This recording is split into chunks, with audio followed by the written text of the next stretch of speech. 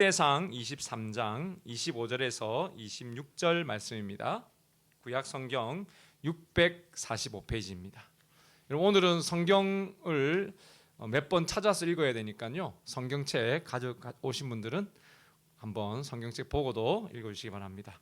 주보 이면이나 화면 보시고 함께 크게 읽습니다. 시작. 다윗이 이르기를 이스라엘 하나님 여호와께서 평강을 그의 백성에게 주시고 예루살렘에 영원히 거하시나니 레위 사람이 다시는 성막과 그 가운데에서 쓰는 모든 기구를 맬 필요가 없다 한지라. 아멘. 하나님의 말씀입니다.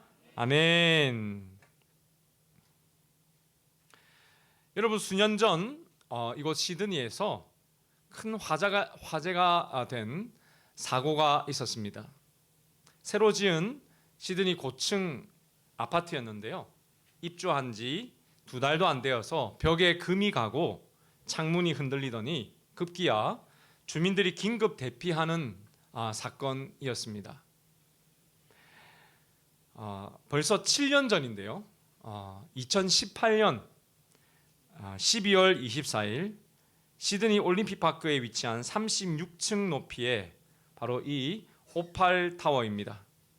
주민들이 벽과 천장에서 쩍쩍 이 건물이 무너지는 듯하는 그러한 소리를, 균열 소리를 들었다는 신고가 동시에 수백 건이 접수가 되었다고 해요. 이후에 조사해 보니 정말로 10층과 4층에서 큰 금들이 발견되었는데 건물 자체의 구조적인 안전성에 대한 우려로 인해서 크리스마스 이브임에도 불구하고 이미 입주해 있었던 300명의 주민들이 긴급 대피하게 되는 바로 그 사건이었습니다. 여러분, 이 건물 도대체 이유가 무엇이었을까요? 정부의 조사팀이 투입되어 알아보니까요, 건축 과정에서 설계대로 제대로 따르지 않았다는 것이 밝혀졌습니다. 비용을 줄이기 위해서 또 시간을 줄이기 위해서 낮은 강도의 콘크리트가 곳곳에 사용되었다는 사실도 밝혀졌습니다. 결국 이 건물은 막대한 비용을 들여서 다시 짓게 되었고 주민들은 오랜 기간 큰 불편을 겪게 되었습니다. 복구 비용만 3,100만 달러가 들었대요. 여러분, 돈을 위해서 설계도식 건축과 안전 건축을 버리고 한 그 작아 보이는 그 결정이 결국 이익이 아닌 손해를 가져왔고 길이길이 씻지 못할 이 건축을 맡았던 그 건설사도 아주 큰 오명까지 가지게 되었습니다.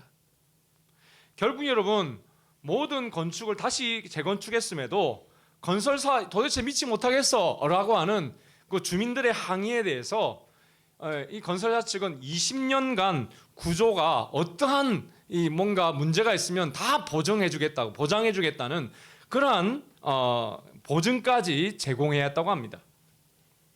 그야말로 인간의 어리석은 그 욕심에 대한 결과였습니다. 여러분, 우리의 삶도 이와 같습니다. 하나님이 주신 분명한 인생 설계도가 있지만 우리는 종종 이 설계도를 무시한 채 내 힘과 내 생각대로 또 내 경험대로 내 인생을 지어가려고 합니다. 처음엔 빠르고 쉬워 보이지만 결국에는 여러분 크고 작은 균열들이 생기고 삶의 위기가 찾아오게 되는 것입니다.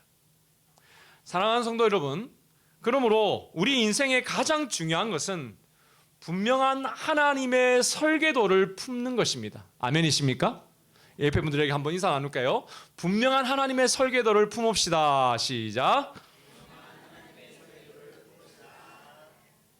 여러분, 그렇습니다. 인생 설계도가 그렇다면 가장 필요할 때가 언제인 것 같습니까? 저는 고등학교 1학년 때 교회를 다니기 시작했을 바로 그때라고 생각합니다. 저는 그때만 생각하면 아주 아찔합니다. 왜냐하면 미션 스쿨에 가서 교회를 처음 여러분 방문을 했는데 이 모든 게 너무 낯선 겁니다. 그래서 오늘 우리 드림 장로교에 오신 우리 새가족들께서도 지금 이런 질문을 하고 계시리라 조심스럽게 예측해 봅니다. 내가 지금 인생의 큰 결심으로 교회를 다니게 되었는데 어떻게 하면 교회 생활을 잘할 수 있을까? 찬송가 몇 장, 성경 몇 장 몇 절 일어나서 찬양하고, 오늘은 다행히 일어나서 찬양했다가 앉았다가 하지 않았지만 여러분 일어나서 찬양을 하고 있고요. 예배 순서가 전부 낯섭니다. 예배 이후에 대화를 어떻게 해야 되며, 또 평일날에는 예수 믿는 사람으로 내가 어떻게 살아야 되지? 뭘 어떻게 해야 하지? 여러분 이런 질문들이 있을 것입니다. 제가 그랬습니다. 그런데요, 관점은 다르지만 이미 오랜 신앙생활을 하고 계신 우리 성도님들께서도 좀 더 다른 생각, 이런 생각, 비슷한 생각을 하고 계시리라 또 예상을 합니다. 예수를 믿는 나인데 왜 나는 지금 변화가 없을까? 내가 지금까지 뭔가 나름 열심히 하고 있다고 생각을 했는데 내 마음의 허전함은 무엇이지? 내 인생을 바라보면서 뭔가 전환점이 필요한데 어떻게 해야 할지 모르는 그러한 난감한 상황 가운데 우리 성도들께서 있을 수도 있겠습니다. 여러분, 인생은요, 열심만으로는 부족합니다. 열심만으로는 행복이 오지 않습니다. 삶의 방향과 질서가 없으면 금방 지쳐버립니다. 조그마한 문제에도 여러분 어떻게 해야 할지 모르겠습니다.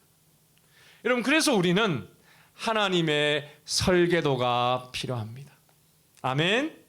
여러분 뭔가 열정은 많지만 구체적인 준비가 없고 헌신은 있지만 정리되지 않은 혼란스러운 모습에 필요한 것이 바로 하나님의 설계도임을 여러분 믿으시길 바랍니다. 여러분 그렇습니다. 질서 있는 준비가 없으면 우리의 열심은 금방 지쳐버립니다. 또한 하나님께서도 그러한 삶을 여러분 원하시지 않으세요. 오늘 우리가 함께 읽은 역대상 23장은 바로 이 인생 설계에 대한 말씀을 하고 있습니다. 다윗은 나이가 많아서 인생 끝자락에 아주 특별한 일을 시작합니다. 오늘 우리가 읽은 역대상 23장의 병행 본문이 열왕기상 1장입니다. 역대상 23장에서는 잘 나와 있지 않지만 다윗이 얼마나 나이가 많았는가? 여러분 다윗이 너무 나이가 많아서요, 잠을 아무리 이불을 덮고 옷을 끼어 입어도 너무너무 몸이 추운 겁니다. 그래서 대신들이 미스 이스라엘을 뽑아서 아비삭이라는 여인을 그 옆에 몸을 따뜻하게 하라고 붙여줘가지고 그러할 때가 바로 오늘 이 23장 말씀의 때입니다. 그러니까 완전히 할아버지가 된 거예요. 이런 말씀해 보면 죽기 얼마 전이라는 것을 알 수 있습니다. 그런데 지금 나이가 많아 인생의 끝자락인데 지금 다윗이 아주 특별한 일을 시작합니다. 그는 솔로몬에게 왕위를 지금 넘기는 바로 그 시점인데요. 이스라엘의 예배 시스템, 군사 시스템, 행정 시스템, 사법 시스템, 모든 시스템을 완전히 새롭게 조직합니다. 도대체 이게 무슨 짓입니까, 여러분? 아들한테 맡기면 좋지 않겠어요? 그런데 성경은 그것을 참 잘한 일이라며 기록하고 있습니다. 특별히 오늘 23장의 말씀을 보면 레위인들의 직무에 대한 재조정이 나오고 있습니다. 레위인들 전체 인원을 계수해 보니 30세 이상이 38,000명 레위인의 숫자가 세워졌습니다. 그들을 여러분 각각이 성전에서 사역하는 사람 24,000명, 행정과 우리 국민들을, 우리 백성들을 향한 재판의 일을 쓰는 재판의 일로 사용될 레위인이 6,000명, 또 성전에 돌아가면서 문지기 역할을 해야 될 사람 4,000명, 예배 드릴 때에 하나님께 영광 돌리는 찬양대, 노래를 부르는 사람, 특별히 인도하는 사람, 노래를 부르는 사람, 각종 악기를 다루는 사람 4,000명. 여러분 이렇게 새롭게 조직합니다. 그리고 원래 레위인의 공식 봉사 연령이 30세입니다. 여러분 예수님이 공생애를 30세에 시작하시는데요, 학자들은 그 이유를 레위인들이 30세에 시작했기 때문이다라고 많은 학자들이 이야기합니다. 그런데 그 연령도 20세로 낮춥니다. 즉 젊은이들에게 더 빨리 기회를 줘서 은사를 키우도록 했습니다. 다윗은 지금 자신의 시대를 넘어서 다음 세대와 미래를 바라보며 지금 철저히 준비하고 있습니다. 여러분, 지난주에 우리는 하나님께서 다윗이 성전을 짓지 못하게 하셨다는 사실을 배웠습니다. 이유는 그가 많은 전쟁으로 이방인들의 피를 자기의 손에 묻혔기 때문이다라고 하나님께서 말씀하셨죠. 그런데 하나님이 분명히 성전을 짓지 못하게 했는데 그 하나님의 그 말씀에 순종을 하면서도 동시에 그가 할 수 있는 일은 지금 다 하고 있는 것입니다. 왜냐하면 다윗이 지금 하나님께서 주신 나라의 중심, 즉 예배를 위한 하나님의 설계도를 다시 받았기 때문이에요. 여러분, 누가 역대상 28장 19절 말씀 한번 찾아서 읽어주시면 좋겠습니다. 역대상 28장 19절 말씀입니다. 역대상 28장 19절 한번 찾아서 읽어주십시오. 성경이 있으신 분이 한번 찾아 읽어주십시오. 큰 소리로 읽어주세요.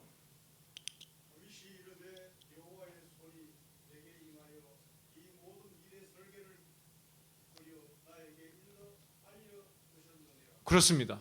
여러분, 다윗이 지금 뭐라고 합니까? 하나님께서 자기에게 설계도를 보여주셨다는 거예요. 그리고 그 설계도를 그릴 수 있도록 자기의 손에 하나님의 손이 임하여서 그릴 수 있도록 했다는 거예요. 놀라운 고백을 하고 있습니다.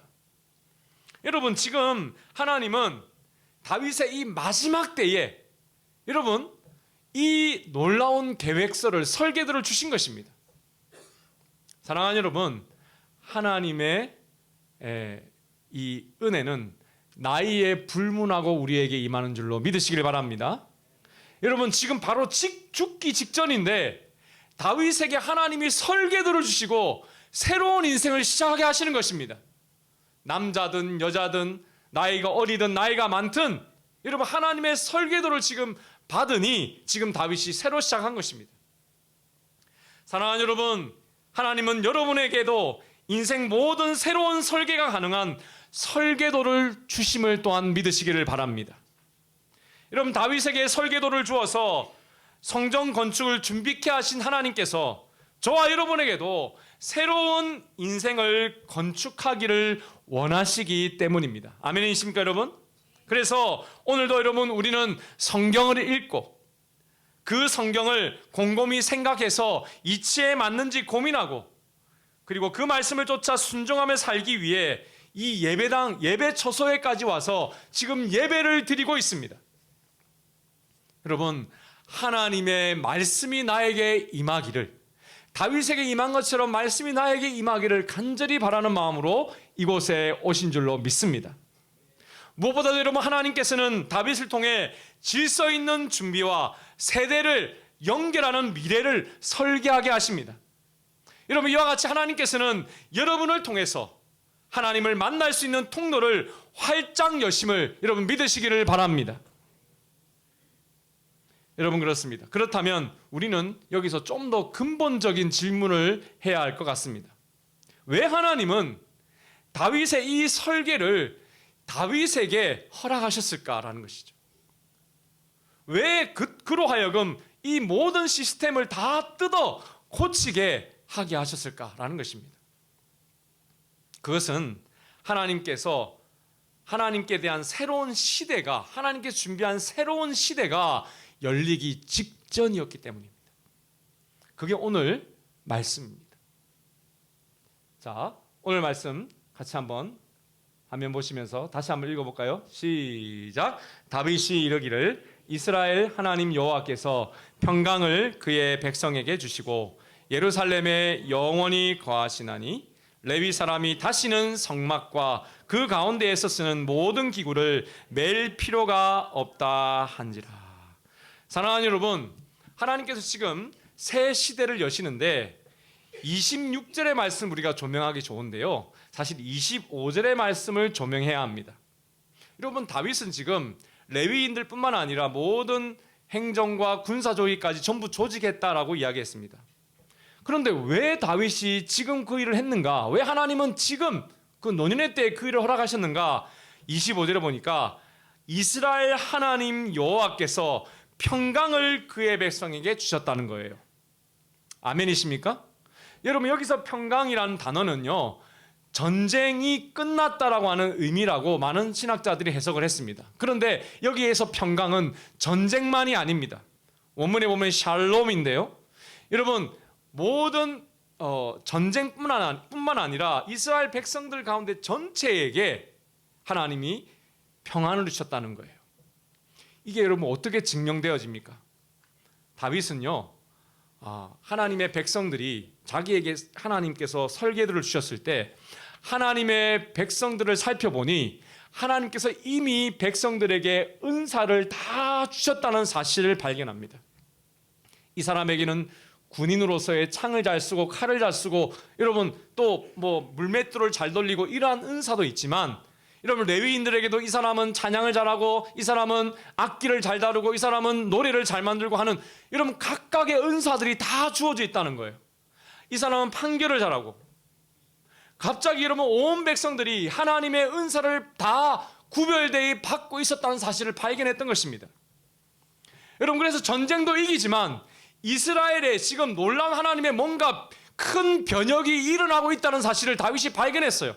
그래서 오늘 다윗은 이렇게 얘기합니다. 이스라엘 하나님이 이스라엘에게 평강을 주셨다라는 거죠. 은사로 인한 평강입니다. 여러분 사회에서는요, 내가 잘하는 것, 그것으로 돈을 벌면 가장 행복한 인생이라고 합니다. 그렇죠? 내 은사를 가지고 여러분 잘하는 그 일을 가지고 기뻐하며 일하는 그 사람이 가장 행복한 사람이라고 합니다. 그런데 제가 한국에서는 여기에서 이렇게 보면 내가 잘한 것 가지고 여러분 돈 버는 사람은 참 드뭅니다. 그렇죠? 여러분 전공은 A를 했는데 B로 일하는 사람들이 사실 대부분이죠. 그런데 여러분 하나님께서 여러분에게 은사를 주시는 이유는 돈 잘 벌라고 그 은사를 주신 것이 아니라는 거예요. 뭐 때문에 은사를 주셨는가? 평강을 주시기 위해서. 아멘입니까 여러분? 여러분이 그 일을 통해서 평강을 얻을 수 있도록 하나님이 그 은사를 주셨다는 거예요. 그래서 내가 잘하는 무엇인가를 하나님 앞에 받은 그 은사를 내가 발휘하면 그것이 길거리든 그것이 여러분 아무리 누군가 인정하지 못하는 어떤 사람들 앞에서는 상관이 없이 나는 기쁘고 즐겁고 이런 평강이 있다는 것입니다. 그것이 은사예요. 그래서 여러분 다윗은 지금 조직을 하는데 자기의 생각으로 한 것이 아니라 하나님이 보여주신 설계도를 가지고 하나님이 주신 은사의 백성들을 보면서 조직을 했다는 거예요. 여러분 이 은사가 왜 갑자기 지금 임합니까? 모세 이후에 여러분 1000년 동안 하나님의 그 예배 초서는 항상 이동식 예배예요. 근데 하나님이 이제 내가 건물에서 예배를 드리도록 하겠다라고 하는 그 1000년 만의 변화가 지금 준비되고 있었던 것이죠. 여러분 바뀌고 시대가 바뀌고 있는 것입니다. 전환의 시대입니다. 여러분 이스라엘 백성들의 여러분 과거 여정을 한번 돌아보십시다. 아브라함 때부터 시작된 광야의 여정입니다. 이집트의 종살이를 400년간 했습니다. 가나안 땅을 왔지만 여러분 얼마나 고생살이를 했습니까? 그런데 오늘 이 말씀이 선포되는 이 예루살렘에 이르기까지 오랜 이동 생활에 여러분 예배를 드렸던 저들이 이제는 이동식 성막 중심에서 정착식 성전 중심의 예배로 여러분 전환하는 대변혁의 시대에 지금 온 것입니다. 그래서 다윗은 지금 나이와 상관없이 죽기 직전인데도 너무 추워가지고 요즘에 정말 춥습니다. 너무 추워가지고 이 미스 이스라엘이 옆에 있어도 추운 사람인데 이 노역을 지금 부리고 있는 것처럼 보이는데 그게 아니었던 거죠. 분명 다윗은 지금 여러분 생명이 얼마 남지 않은 그때였지만 그저 왕위를 물려주는 것만 하고 있는 것이 아니었습니다. 그는 아들 솔로몬이 이끌어갈 새로운 시대를 준비하는 왕국의 여러분 운영권을 넘겨주는 것이 아니라 다가올 새로운 시대를 맞는 하나님 나라를 지금 준비하고 있었던 것이죠. 이것은 마치 여러분 평생 아름다운 소리를 내지 못하다가 죽기 직전에 한 번 가장 아름다운 노래를 부른다는 백조의 그 노래처럼 평생의 소원을 이루기 위한 가장 아름다운 다윗의 유언이고 새 시대를 준비하는 바로 그 사건이었습니다. 여러분, 하나님의 설계도를요, 하나님의 말씀 가운데 발견한 사람은요, 그래서 새 열정이 생깁니다. 아멘. 여러분, 나이 불문하고 새 열정이 생깁니다. 건강이 좋고 나쁘고 상관이 없습니다. 여러분, 오늘 우리 드림교회 이번 우리 드림 초청주의를 여러분 하는데 전도 제일 많이 하신 우리 귀한 성도님이 계시죠. 새 가족이셨어요. 새 가족이셨어요. 여러분, 어떻게 그렇게 합니까? 새로운 설계도를 뭔가 느꼈기 때문이라고 생각해요. 지금 다윗도 그 힘을 받고 있고요, 그는 인생의 어떠한 순간보다 더 열심과 열정을 내어서 그 시대를 지금 준비하고 있던 것입니다. 여러분, 역대상 28절 말씀, 우리 이제 다윗에게서부터 솔로몬에게 이어지는 그 전환의 순간을 다시 한번 볼까요? 같이 한번 읽읍시다. 시작. 다윗이 성전의 복도와 그 집들과 그 곡간과 다락과 골방과 속죄소의 설계도를 그의 아들 솔로몬에게 주고, 또 그가 영감으로 받은 모든 것, 곧 여호와의 성전의 뜰과 사면의 모든 방과 하나님의 성전 곡간과 성물 곡간의 설계도를 두고. 여러분, 이 말씀의 핵심이 무엇입니까? 다윗은 하나님께 받은 설계도대로 순종해서 주었다라는 거예요. 자기가 여러분 자기의 뜻대로 생각해서 조직하지 않았다는 것입니다. 사랑하는 여러분, 성도 여러분, 하나님께서 우리 교회에 새로운 식구들을 보내주시면 동일한 역사가 일어날 줄로 믿습니다. 재조직되는 거죠. 그래서 여러분, 오늘 다윗의 이 열심은 단순한 인간적 열심이 결코 아니었어요. 무슨 말입니까? 모든 나의 이 움직임은 하나님의 새 시대를 여시고자 하는 그 하나님의 의지와 열심에 나의 맞춘 나의 열심일 뿐이다 라고 지금 아들 솔로몬에게 이야기하고 있는 거죠. 늙은 왕의 여러분 노역이 아니라 하나님 열심에 대한 응답이었습니다. 그래서 하나님이 다윗을 통해 보여주신 놀라운 설계도에는 여러분 우리에게 주시는 하나님의 비전도 그 의미가 담겨 있다고 봅니다. 이 땅에서 여러분의 삶과 가정과 교회를 세우는, 또 우리 드림교회를 세우는 원칙들을 발견하게 됩니다. 저는 과거에 사람을 무시하던 인생이었습니다. 저는 특별히 중학교 반장을 할 때에 저의 무시는 아주 극에 달했습니다. 저는 제가 보기에 조금 아니다 싶은 친구들은 이름을 부르지 않았습니다. 야 저기 야 임마, 이런 말이 저의 다였습니다. 저희 학과에 저희 반에 당시 한 54명 55명 이랬던 걸로 기억하는데, 제가 이름을 외운 애들은 한 10명이나 됐을까요? 왜 그랬을까? 저는 제가 무시해도 될 만큼 되는 사람이라는 그런 세상적인 믿음이 저에게 있었던 것 같아요. 그런데 여러분, 더 놀라운 것은 저의 그런 모습을 반 친구들은요 리더십으로 받아들였다는 사실입니다. 뭔가 당당해 보이고 뭔가 떳떳해 보이는 것이 그렇게 비춰져서 였던 것 같습니다. 그러는 제가 영생을 얻고 나서 하나님의 인생 설계도를 성경에서 발견해 보니 제가 얼마나 큰 죄를 짓고 살았는지 깨닫게 되었습니다. 여러분, 그 한 해뿐만 아니라 제 인생 자체가 무시하며 살았더라고요. 그렇게 수년 동안 저의 남을 무시했던 생각과 말과 행동을 회개한 뒤에 저는 이제 된 것 같다. 이제는 이제 회개 다 한 것 같다. 그 생각을 했어요.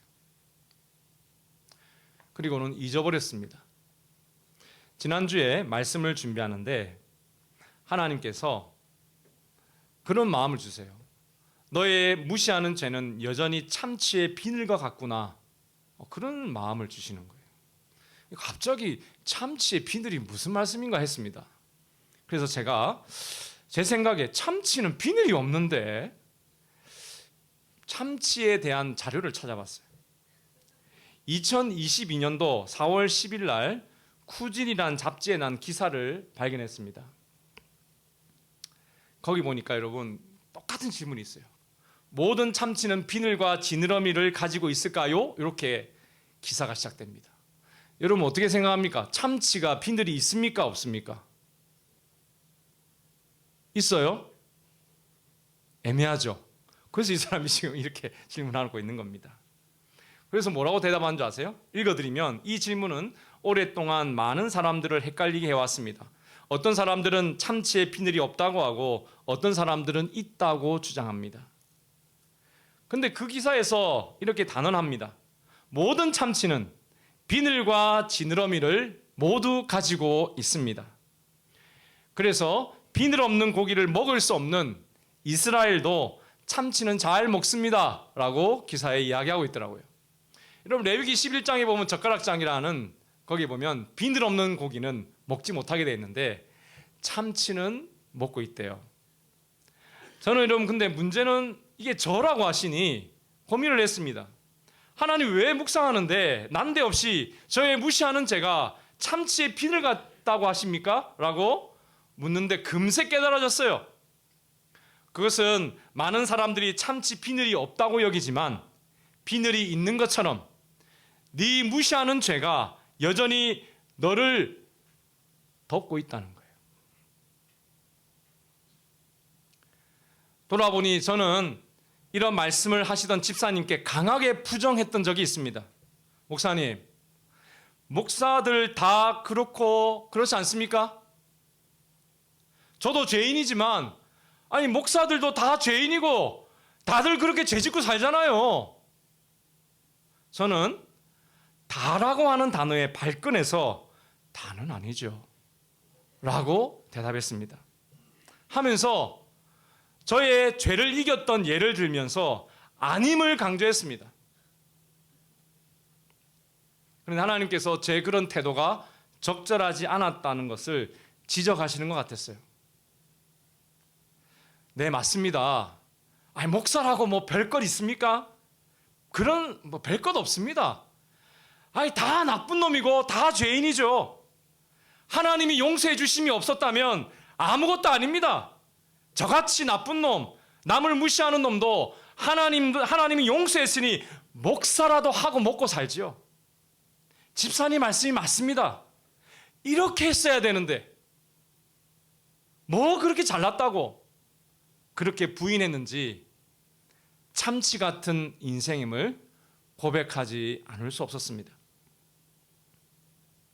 사랑하는 여러분 인생의 설계도인 하나님의 말씀으로 저희의 보이지 않던 저 자신도 잘 깨닫지 못했던 세상의 가치관이 드러났고 또 고발되어지고 그 설계대대로 살도록 인도해 주셔서 참 감사했습니다. 근데 이 깨달음이 있는데요, 참 매번 말씀드리지만 이거를 글로 쓰는 것은 또 다른 고역입니다. 써놓고도 그렇게 이야기하기가 싫네요, 여러분. 그래서 여러분, 하나님은 하나님의 설계도를 가지고 살아가는 사람에게 모든 죄를 용서해 주시되 그가 용서받은 죄를 항상 기억하고 살아가라고 하십니다. 제가 언제부터 다시 그 참치의 비늘 같은 무시하는 죄가 드러났을까 생각했더니요, 제가 그 죄를 회개할 때는 괜찮았는데 회개를 그치고 이제 좀 됐다라고 생각하는 그때부터였습니다. 분명히 용서받았는데 용서받았다고 생각하고 내가 덮었던 그 순간부터 다시 죄가 작동했다는 사실을 알았어요. 여러분, 용서받은 죄를 항상 기억하고 살아야 합니다. 그래야지 저처럼 무시하던 것을 용서받았다고 잊어버리고 교묘하게 다시 무시하는 죄를 짓지 않을 수가 있습니다. 그래서 여러분, 유럽 선교를 열고 수많은 교회를 개척한 위대한 전도자 사도 바울이 말년에 오늘 다윗과 같이 죽기 전에 얼마 전에 여러분 제자 디모데에게 이렇게 고백합니다. 한 번 더 찾아서 읽어주십시오. 디모데서 1장 15절 말씀. 디모데전서 1장 15절 말씀입니다. 디모데전서 1장 15절. 여러분 한번 찾아서 성경 가지고 계신 분이 한번 읽어주십시오. 디모데전서 1장 15절.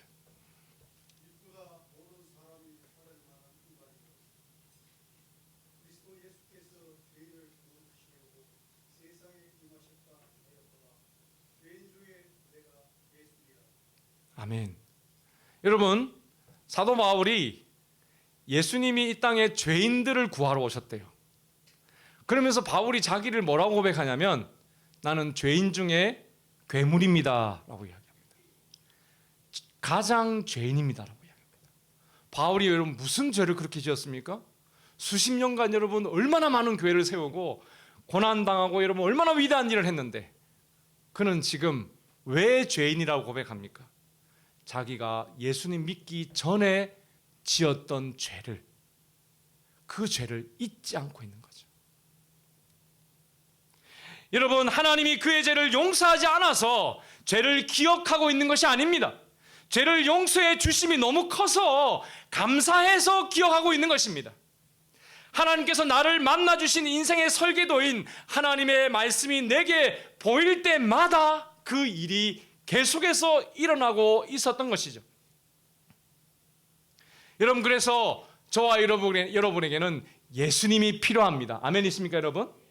여러분, 우리는 예수님 안에서 완성된 샬롬, 참 이런 평안, 행복의 인생 설계도를 여러분 함께 그려나갈 수 있기 때문입니다. 여러분, 예수님이 그래서 중요합니다. 여러분, 왜냐하면 나의 죄를 직면하며 내가 죄인임을 고백할 수 있는 힘은 예수님께서 나를 위해 십자가에 대신 죽으시고 모든 죄에 대한 대가를 치렀다는 것을 믿는 믿음에서 나오기 때문입니다. 내가 여전히 더럽고 주님 추한 죄인입니다.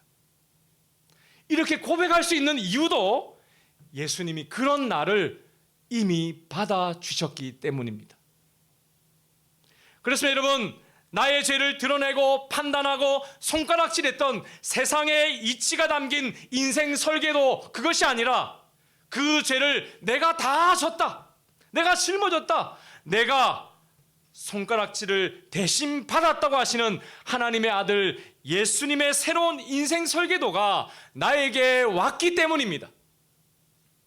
사랑하는 여러분, 이 인생 설계도 두 개 중에 하나만 선택하셔야 합니다. 세상의 세속의 인생 설계도 이제 버려야 합니다. 예수님 안에 새로운 인생 설계도를 취하십시오. 그래서 여러분, 성경의 모든 하나님 주신 이 설계의 말씀들, 설계라는 그러한 말씀들은요, 다 예수 그리스도 안에서 진정한 완성을 이루게 됩니다. 그렇습니다. 여러분, 다윗은요, 성전 건축을 준비하며 여러분 이동식 성막에서 정착식 성전으로 여러분 예배를 바꾸었는데요, 예수님은 다시 정착식에서 또 이동식으로 그 의미 자체를 또 완전히 바꾸었습니다. 요한복음 4장 21절에서 23절 말씀입니다. 같이 읽을까요? 시작. 예수님께서 이렇게 말씀하셨습니다. 여인이여 나를 믿으시오. 이 산에서도 아니고 예루살렘에서도 아닌 당신네들이 아버지께 예배할 때가 올 것이요, 그러나 참되게 예배하는 사람들이 영과 진리로 아버지께 예배할 때가 올 것인데 지금이 바로 그때요. 그리고 하나님께서는 이렇게 예배하는 사람들을 찾고 계시오. 여러분, 이 말씀에서 보시면 여러분 성막에서 성전으로 하나님이 친히 주신 설계대로 지은 그 성전이 예수님 안에서 완성되어서 이제 예수님 당신 자신이 성전이 되었다고 말씀하십니다. 그래서 우리는 예수님 안에서 우리는 더 이상 특정 장소에, 여기 보니까 여러분 예루살렘도 아니고 이 산에서도 아니고 저 산에서도 아니고 장소에 묶여있는 예배가 아니라 우리의 삶의 영역 전체가 하나님께 드리는 예배가 되었다라고 말씀하셨어요. 여러분, 우리 예수님께서 바로 그 일을 위해서 우리의 삶의 어느 자리에서든지 하나님이 임하시는, 하나님을 만날 수 있도록 하시기 위해서 모든 죄의 벽을 허무신 것입니다. 그리고 하나님께 나아가는 길을 활짝 열어 젖히신 것이죠. 여러분, 그래서 우리는 교회 건물 안에서만 아니라 가정에서도 가족을 사랑하는 것으로 예배드릴 수 있고, 직장에서도 최선을 다하는 것으로 예배드릴 수 있고, 학교에서 여러분 친구들과 우정을 나누면서도 예배드릴 수 있습니다. 이 모든 삶의 현장에서 하나님을 예배하는 거룩한 성전이 됨을 여러분 우리는 알아가야 하는 것이죠. 삶 전체가 바로 예배이고, 그렇게 바뀔 때에 여러분 은사로 하나님께서 나에게 주신 그것을 발휘하면 참 행복, 샬롬이 임하게 되는 것이죠. 여러분, 그렇다면 우리는 어떠한 삶을 살아가야 할까요? 여러분의 삶을 하나님이 임하시는 성전으로 변화시켜 가시기를 축복합니다. 여러분, 하나님의 주신 인생 설계도를 가지고 살아가시기를 축복합니다. 여러분, 한 사람 한 사람이 성령이 거하시는 하나님의 성전 되었다는 사실을 믿고 살아가시기를 축복합니다. 하나님이 다스리시는 가정이라는 제목으로 우리 신모 성도의 간증입니다. 저는 20대에 부모님을 두 분 다 여의고 홀로 외롭게 살았습니다. 그러다 교회 청년부에서 만난 형제와 결혼하여 믿음의 가정을 꾸렸습니다. 가정이라는 울타리가 생기자 외로움에서 해방된 것 같아 기뻤습니다. 기드온이 전쟁에서 승리한 뒤 오직 하나님의 주권을 인정한 것처럼 저 또한 우리 가정을 다스리시는 분은 오직 하나님이라고 고백했습니다. 다른 누군가가 아닌 하나님이 다스려 주신다고 생각하니 마음이 든든했습니다. 그런데 임신하여 출산을 앞두고 있을 때 남편의 실직 사건이 찾아왔습니다.